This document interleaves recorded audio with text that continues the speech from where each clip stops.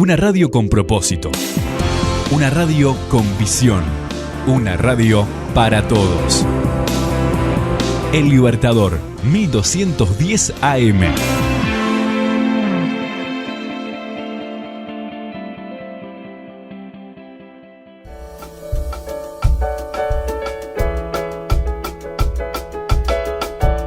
Cada libro es una puerta a un universo real o imaginario. Cada autor un creador, un artífice, un mago.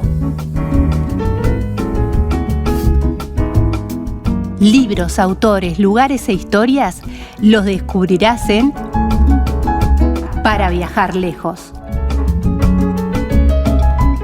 Con la profesora y escritora María García Marichal.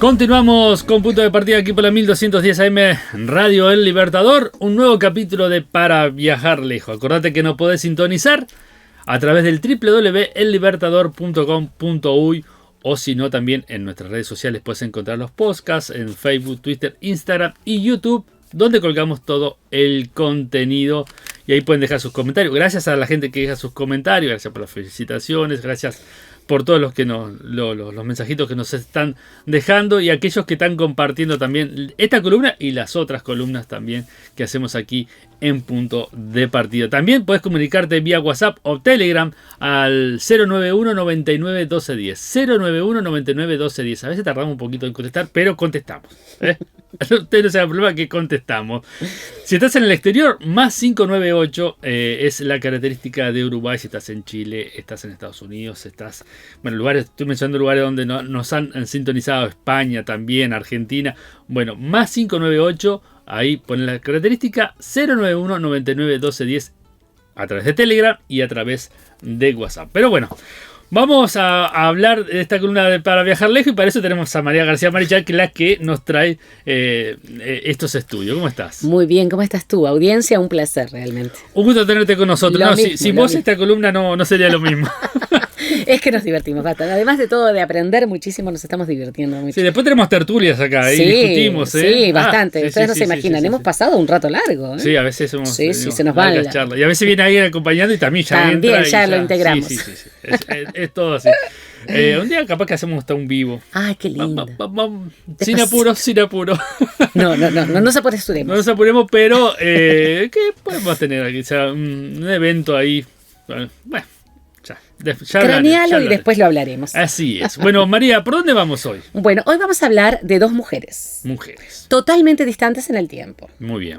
Pero las dos marcaron muchísimo la historia de la literatura y la historia de la mujer escritora. La primera de quien hablaremos es nada menos que Virginia Woolf, o Virginia Woolf, como la vamos a llamar bien español. Más latino, exactamente. Virginia Woolf. Ella es británica, feminista, una escritora impresionante que rompió paradigmas para iniciar otros. Grandiosa realmente Virginia Woolf. Y después vamos a hablar de la primera escritora de la que se tiene registro. Mira. Enheduanna o Enheduanna, que en realidad es un título, pero lo vamos a ver después. Bueno. Y vamos a ver cómo encontraron los textos. Nos deja intrigado hoy. Sí. La idea es esa, que podamos quedarnos con la incógnita para poder desvelarla después. Vamos a hablar entonces de Virginia Woolf, una grande, Se llamaba Adeline Virginia Stephen, en realidad. Su padre era Stephen de apellido. Autora de novelas, cuentos, obras teatrales, además ensayos espectaculares. Los ensayos de Virginia Woolf, imperdibles. Destacada vanguardista del modernismo. Nació el 25 de enero de 1882 en Kensington, en el Reino Unido. Y murió el 28 de marzo de 1941 en Lewes. Después vamos a ver que tuvo una muerte muy trágica. Estamos hablando de una mujer muy preparada. Es considerada junto a Thomas Mann, fíjate de quién estoy hablando, todavía no lo hemos trabajado acá. Así hablamos dentro de los alemanes de Goethe, ¿verdad? Sí. Pero Thomas Mann, que es uno de los grandes, está considerada junto a Thomas Mann y a Franz Kafka el checo, Sí. de quien sí hablamos hablamos. en el programa, una de las innovadoras de la novela moderna. Como que rompió con todos aquellos estilos novelescos del siglo XVIII y XIX. Y juega con el tiempo y con el espacio en sus escritos de una manera magistral. Permanentemente en su obra aparece un monólogo interior, cosa que no se daba anteriormente y mucho menos en las autoras, en las escritoras. Hay un pensamiento que se manifiesta de manera espontánea y fresca en todo lo que ella escribe, y de una forma tan natural que hace de los escritos de Virginia Woolf algo precioso de leer. La recomiendo así, a pie juntillas. Es hermosísimo lo de Virginia Woolf. Fue una pionera. Reflexionó sobre la condición de la mujer. Estamos hablando de que ella vivió a fines del siglo XIX, ¿verdad? Estamos hablando de 1882 que van a ser. Sí. Imagínate vos. Y bueno, bien entrado, ¿no? El siglo XX. Es una mujer que reflexiona, decíamos, sobre la condición femenina, que había sido hasta ese momento muy subordinada a lo que era la autoridad del varón, que fuera el padre, el hermano mayor, el esposo, lo que fuere. La relación de la mujer con el arte y la literatura. No es pavada lo que estamos diciendo. Estamos hablando de una mujer que hizo reflexiones filosóficas acerca del movimiento de la mujer, de cómo la mujer se presentaba frente al arte, que no se había hecho prácticamente hasta ahora, porque nosotros habíamos visto a Jane Austen, a las hermanas Brontë, escribir de pronto Jane Austen ya mucho más transgresora en su forma de ver la vida y en su forma irónica de observar la sociedad. Pero las hermanas Brontë hicieron principalmente novelas que eran sumamente largas, que tenían muchísimo que ver con lo que era el barroco, ¿verdad? La novela que podríamos llamar novela barroca, muy extensa, sumamente oscura, que inicia con una belleza y posteriormente se va desbarrancando. Acá ella habla acerca de todo eso y de cómo se ve la mujer escritora. Y tiene un respeto muy profundo, tanto por las hermanas Brontë, a quienes homenajea en una de sus obras, como por Jane Austen, que fue también, tal vez, uno de sus ejemplos a seguir. Esto lo vas a ver principalmente en una habitación propia. Yo recomiendo ese ensayo de Virginia Woolf, Una habitación propia de 1932. Hasta el día de hoy es una fuerte y poderosa obra de reivindicación de las figuras femeninas, sobre todo en el arte, en todo, en la familia, en la sociedad, en todo, pero sobre todo en el arte. O en la novela Orlando de 1928, que es sumamente inquietante, una novela muy profunda, donde el protagonista es un aristócrata que tiene la facultad de transformarse en mujer. Entonces, ¿qué pasa? Empieza ese aristócrata a sentir lo que siente la mujer de la época. Sí, sí. Como decíamos, una mujer que tenía que ser muy sumisa, que no podía tener su propia creación. Es sumamente interesante. Yo la recomiendo y es además inquietante, es irónica, es graciosa en muchos momentos, es filosófica. Muy interesante la obra de Virginia Woolf.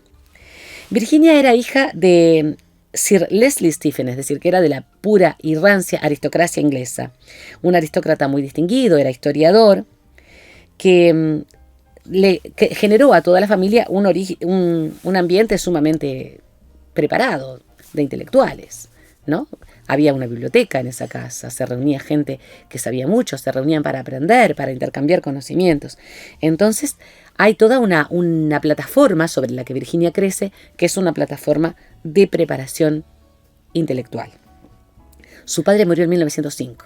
Bueno, en esa época también se educaba en la casa también.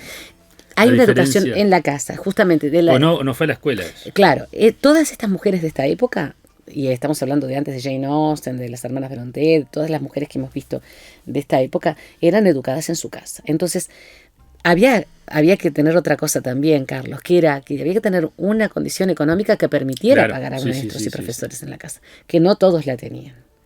Entonces, había cierto grado de escolaridad fuera para las poblaciones pobres, pero muy poca. La mayor parte de los niños eran o analfabetos o muy poco alfabetizados porque en sus casas quienes podían les enseñaban. Entonces, la educación en casa fue fundamental y fue fundamental también en la época de Virginia Woolf. Cuando después de que murió su padre, ella y sus 2 hermanos varones se fueron a vivir con su hermana Vanessa, que era pintora, en el barrio londinense de Bloomsbury. En esa casa, en la casa de Vanessa, que después se va a casar también con un hombre que era un crítico literario, se generó lo que se llamó el Grupo de Bloomsbury, que fue un grupo literario y artístico que marcó tendencia en la Inglaterra del momento y tal vez en toda la Europa occidental de esa época. Allí se reunían, mira de qué nenes te voy a hablar, Bertrand Russell, Ludwig Wittgenstein, E.M. Foster y J.M. Keynes. Estamos hablando de grandes escritores, estamos hablando de filósofos, estamos hablando de creadores de tendencia, ¿no? En esta época. Además de compañeros universitarios de los hermanos mayores de Virginia y de Vanessa. Ese grupo fue muy fermental. Fue impresionante todo lo que esa gente aprendió, todo lo que discutió, se reunían y el conocimiento que intercambiaban era nutridísimo, además de la búsqueda del placer estético. Es decir, se hacía música, se pintaba, se esculpía, se iba a los museos, se iba a las galerías de arte. Hay todo un movimiento de una generación muy rica a nivel intelectual. Por supuesto, eran aristócratas, no vamos a negarlo, tenían las posibilidades de hacerlo, pero había una base, una plataforma que después generó una democratización de todo eso que se estaba dando. Y eso también hay que marcarlo, porque eso después derramó, digamos, fuera de Bloomsbury, hacia todos los demás estamentos de la sociedad inglesa, que siempre fue, y sobre todo en esa época, muy clasista, pero que comienza a democratizarse como todo. Hay toda una crítica además en el grupo de Bloomsbury hacia esa sociedad tan clasista y tan estamentada y a los valores morales que eran más que nada hipócritas. Casi digo Hipócrates. Pobre Hipócrates, perdón. Eran hipócritas, porque había mucho de valores morales, de la boca hacia afuera o de lo que se viera, pero dentro había mucha corrupción. Entonces ellos critican todo eso, ¿no?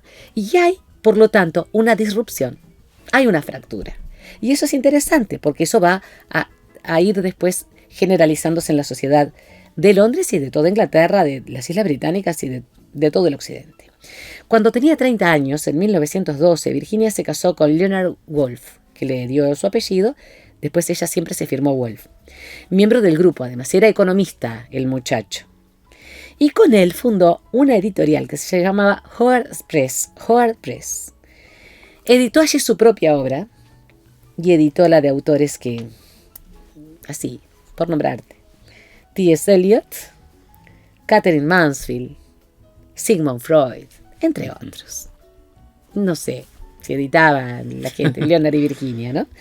Estamos hablando de un estallido de la intelectualidad, por supuesto. Imagínate lo que fue esa Howard Press. Sus primeras novelas, las primeras novelas de Virginia Woolf fueron Viaje de ida, la primera, y Noche y día, la segunda. Pasaron casi inadvertidas para la crítica, a pesar de que son muy lindas, muy buenas.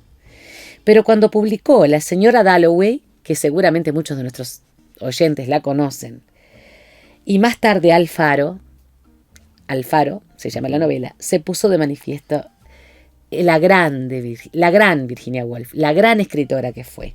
La ruptura con los lineamientos de la creación tradicional de la novela inglesa, y el empeño por profundizar en la conciencia, pero en la conciencia, no solamente la conciencia moral y ética, la conciencia desde el punto de vista del razonamiento. El escritor consciente, el escritor que escribe con el pensamiento, que escribe razonando. Es realmente muy impresionante lo que logra esta mujer. Por supuesto que estamos hablando de un grupo de escritores, ¿no? Estamos hablando de hasta un psicoanalista, pero ella fue realmente importantísima no solo como disruptora de todo eso que era ya una especie de, digamos, de cimiento sobre el que no se podía, del que no se podía escapar, sino que además crea un vanguardismo, ella sola. Y habla de la mujer como creadora, que eso para mí es grandioso. El uso que hace del tiempo Virginia Woolf en sus novelas es increíble. Yo me inspiro a veces en ella, perdón. Tengo que pedirle perdón porque es una grande. Pero yo a veces me inspiro en esa forma que tuvo de usar el tiempo como algo maleable. No usaba el tiempo lineal. Claro.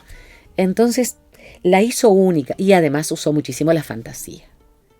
Era genial, genial. El uso del tiempo, ella se ve muy influida por el filósofo Henrik Bergson, del que yo he leído artículos, pero no leí nada, ningún libro suyo. Pero hablaba justamente del tiempo como algo, ¿cómo podríamos decir? Como algo que está creado por nuestra mente y no como algo real, no como algo lineal. Lo vivimos linealmente porque somos seres materiales, pero hay un tiempo que escapa a todo eso. Y está muy interesante la idea. Te digo, me refiero a los artículos que pude leer. Pero en él se basó Virginia para crear ese juego que hace en el tiempo. En Las olas, que es una de sus novelas más conocidas, esto se ve. Plantea como un flujo de conciencia, hablo de conciencia racional, ¿no? De 6 personajes distintos. Y están planteados tal como los pensamientos fluyen a su mente, sin filtrarlos. Son 6 personajes que van y vienen en el tiempo y plantean esos pensamientos tal cual aparecen en su mente.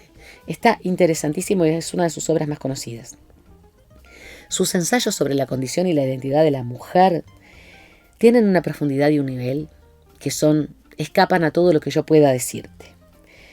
Escribió también biografías, pero de una manera muy especial. Por ejemplo, yo no las leí las biografías que escribió Virginia Woolf, pero, por ejemplo, la biografía de Robert Fry, que se llama Fry, que está escrita con mucha gracia, según lo que he leído. Pero hay una que se llama Flush, que es la biografía de una familia conocida también en la que había aristocrática y en la que había pensadores y escritoras, que es la biografía de la familia Browning, y quien la cuenta es Flush, el perro de ellos. O sea, estamos hablando de una mujer muy ingeniosa, muy ingeniosa. A través de los ojos de su perro, ella escribe la biografía de esa familia, los Browning. Virginia Woolf fue ingresada en una institución mental varias veces porque tenía una enfermedad. Hoy en día no sé qué sería, no sé cómo podría ser diagnosticada, pero una enfermedad que la trastornaba mucho, la hacía sentirse muy mal. Bueno, a los 22 años tuvo un intento de suicidio. Sí. Y cuando... Creo que eso la marcó mucho también. Se tiró de una ventana y dice que no tenía mucha altura y por eso no sufrió heridas graves. Bueno, no sabía. Sé que se había intentado suicidarse cuando era jovencita, pero no sabía que se había tirado de una ventana. Qué terrible, ¿no? ¿Cómo sería su alteración? Que no vio tampoco que la ventana no tenía tanta altura, porque eso es porque estaba fuera de su realidad. Seguramente. Eso la llevó a internar varias veces en una clínica psiquiátrica. Y justamente el 28 de marzo de 1941, afectada por esta enfermedad en la que recurría una y otra vez, desapareció de su casa de campo. La buscaron durante días. La encontraron en el agua del río Ouse, y estaba muerta. Aparentemente se habría suicidado, porque no había ningún signo de otra cosa, de violencia. Pero en una persona que está con ese tipo de alteración mental, vaya a saber qué cosas pasaron por su cabeza, ¿verdad? Antes de morir. Murió de una manera muy trágica, porque además la encontraron varios días después. Una habitación propia, que es de la que yo voy a leer un fragmentito, si vos me permitís. Un ensayo. Es un ensayo, es hermosísima. Es un ensayo sobre el pensamiento femenino y feminista, porque quiero aclarar que es una feminista. No es una feminista de salir a romper cosas, es una feminista porque piensa y justamente rompe con esas estructuras de las que hablábamos hoy, de esos cimientos de los que no podías escapar, fuera de los cuales tú no podías construir. Ella se escapa y los rompe y hace otra cosa totalmente diferente. Pero además habla de que la mujer puede hacer otra cosa. Y en una habitación propia, ella empieza planteándose una pregunta: ¿qué necesitamos las mujeres para escribir buenas novelas?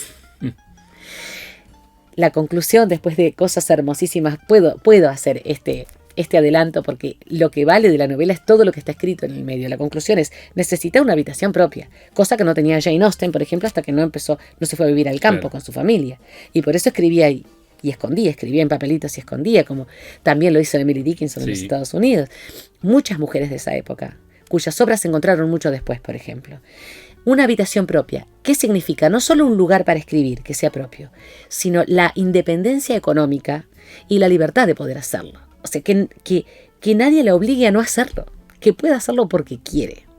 Es realmente genial. ¿Puedo leerte un fragmento? Sí, por supuesto. Así después hablamos de Endewana. Ya está bastante adelantado el capítulo 1. Es el capítulo 2, es un fragmento esto. En mi pequeña calle, sin embargo, prevalecía la domesticidad. El pintor de paredes bajaba de su escalera, la niñera empujaba el cochecillo sorteando con cuidado a la gente de regreso hacia casa para dar la cena a los niños, el repartidor de carbón doblaba sus sacos vacíos uno encima de otro. La mujer del colmado sumaba las entradas del día con sus manos cubiertas de mitones rojos. Pero tan absorta me hallaba yo en el problema que habíais colocado sobre mis hombros, que no pude ver estas escenas corrientes sin relacionarlas con un tema único. Pensé que ahora es mucho más difícil de lo que debió de ser hace un siglo decir cuál de estos empleos es el más alto, el más necesario.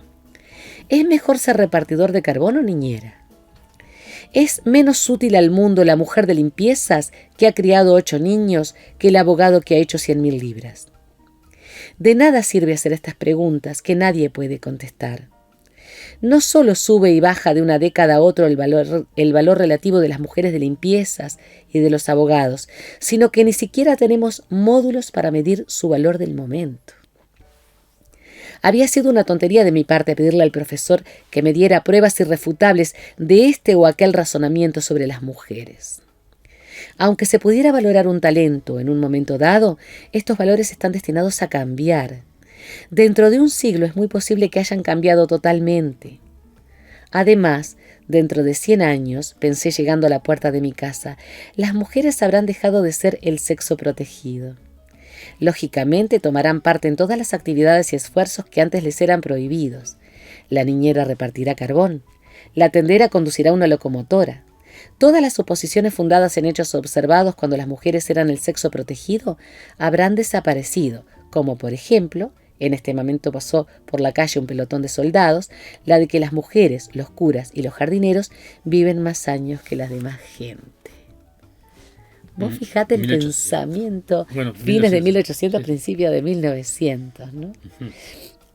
Veía el mundo con una perspectiva además muy optimista con respecto a la mujer, que en algunos lugares de nuestro planeta no se está viendo. Hoy hablamos Sí, sí. de países, por ejemplo, de algunos países, por ejemplo, como los países islámicos, Totalmente. donde la mujer no tiene derechos. Nuestras mujeres han adquirido muchos y siguen adquiriendo, ¿no?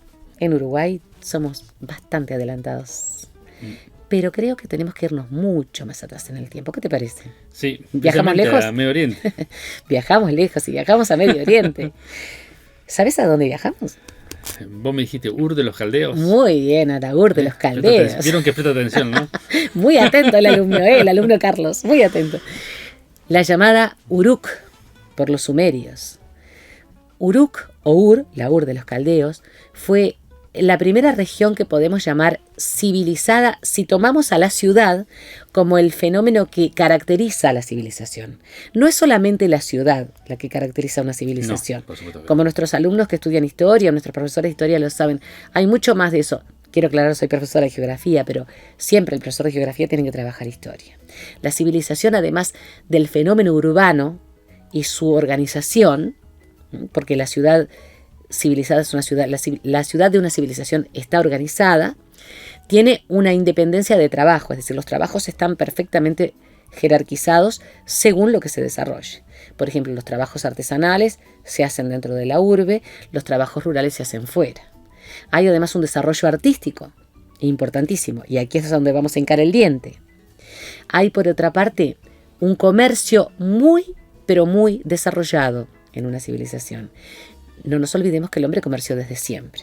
Seguramente Sí. desde que comenzó a cultivar comerció. Totalmente. Tal vez desde antes. Desde que tuvo algo para intercambiar. Por supuesto que sí. Por supuesto. Claro que sí. Así se fuera la mujer del clan, pero no importaba. Se cambiaba la mujer por la otra, porque de pronto había dentro, se ha visto, por ejemplo, intercambios, se ha visto principalmente en los enterramientos de un clan a otro clan en la época del Paleolítico, tal vez para evitar la endogamia.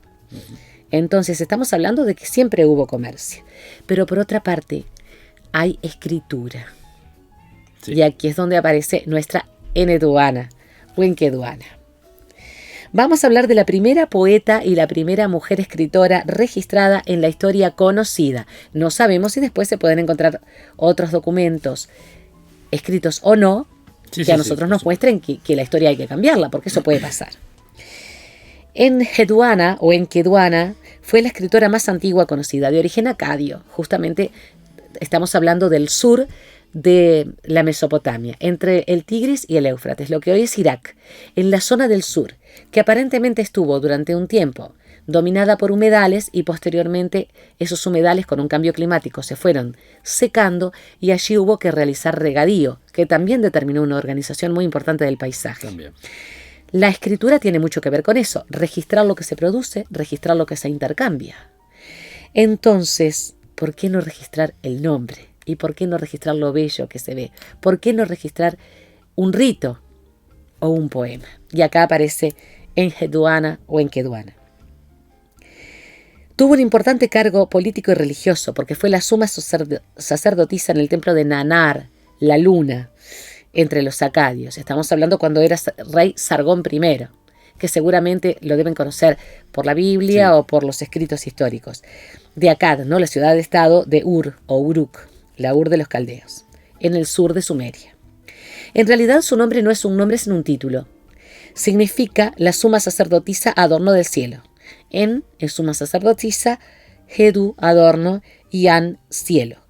Y vivió en el 2300 antes de Cristo. Estamos hablando del tercer milenio, ¿verdad? Antes de Jesús.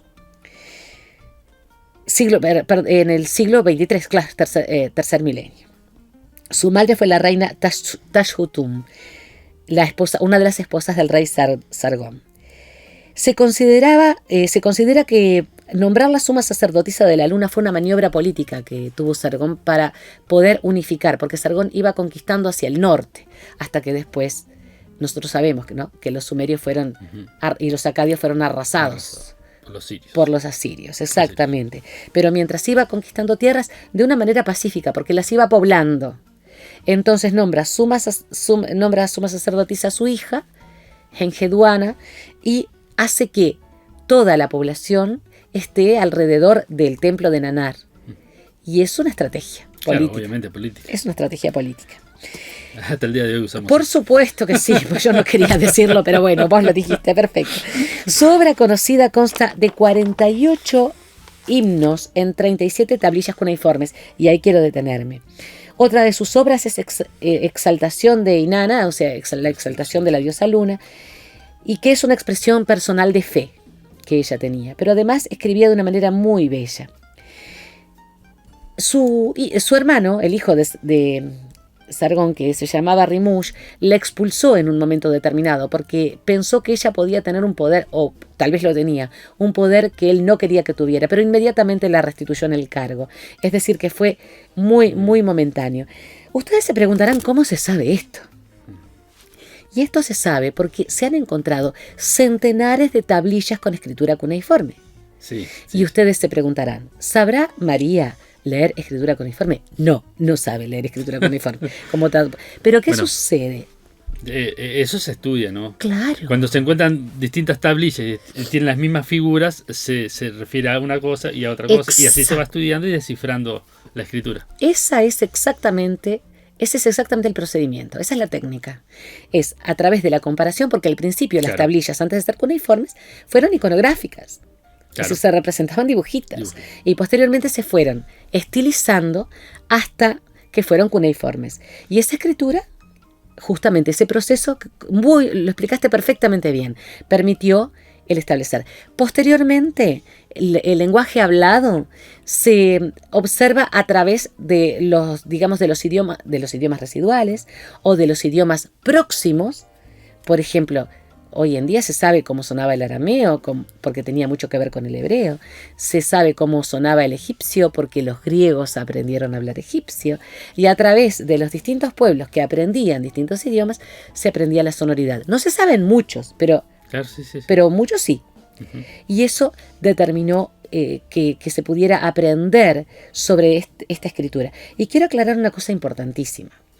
En la Ur de los caldeos y en toda la Sumeria del sur, mientras fue pacífica, todo este territorio antes de que lo asolaran los asirios, porque fue una civilización guerrera que destrozó muchísimo, todas las mujeres podían aprender a leer, no importa si eran campesinas, hijas de artesanos, hijas de soldados, la princesa, porque se han encontrado en los últimos años, Carlos, miles de pequeños fragmentos de textos en casas de maestros, de niños con nombres de niños y de niñas, de varones y de nenas, que tenían el texto adelante y la escritura cuneiforme atrás, en ladrillos que estaban húmedos en su momento y después se secaron. Es decir, se le daba una cuñita afilada, que podía ser una puntita de lo que fuere, un hueso, una piedra. Sí, eso son arcillas, ¿no? Sobre arcilla húmeda, después se secaba. Textos en casas de maestros que tenían que ellos reproducir atrás, con el nombre. Lo primero que aprendían a escribir, como los niños de nuestros jardines de infantes, aprendían su nombre. Entonces, eso se fue perdiendo debido a la violencia, a la raza de la guerra. Se fue perdiendo.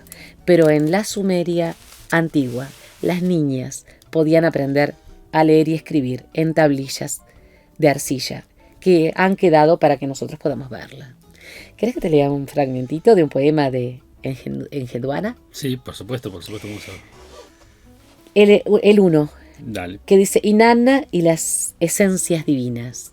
Vos fijate qué cosas escribía, no sé cómo sonaría, pero debió sonar realmente bello. Señora de todas las esencias, luz plena, buena mujer vestida de esplendor, a quien el cielo y la tierra aman, amiga del templo de An. Tú llevas grandes ornamentos, tú deseas la tiara de la alta sacerdotisa, cuyas manos sostienen las 7 esencias. La has escogido y colgado de tu mano. Has reunido las esencias sagradas y las has puesto apretadas sobre tus pechos. Y sigue en un himno de alabanza, pero además de belleza del cielo nocturno. Enheduanna, la primera mujer escritora de la que se tiene conocimiento hasta ahora. Bueno, muy interesante. ¿Te gustó? Realmente, sí. Espero que nuestros oyentes también. Bueno, la invitación para que se puedan anotar también en los cursos literarios, talleres literarios. Y cafés. Voy a decir cursos. Y cafés. Y cafés literarios. Por supuesto. Y ahora que son presenciales son más café que nunca, ¿eh? Sí, por supuesto. Además, el café, que lo hace, torta, sí. Mate el que quiera, por supuesto que solito. Té, tisana, lo que quieran. Pero además de eso, el que está por plataforma en nuestro taller literario también puede tomar su café. Sí, por supuesto. O lo que quiera. Bueno. Sí. Siempre que pueda escribir. Por supuesto. Bueno, María, muchas gracias entonces y nos reencontramos la próxima. Un placer. En la próxima nos vemos. Audiencia, un saludo muy cordial.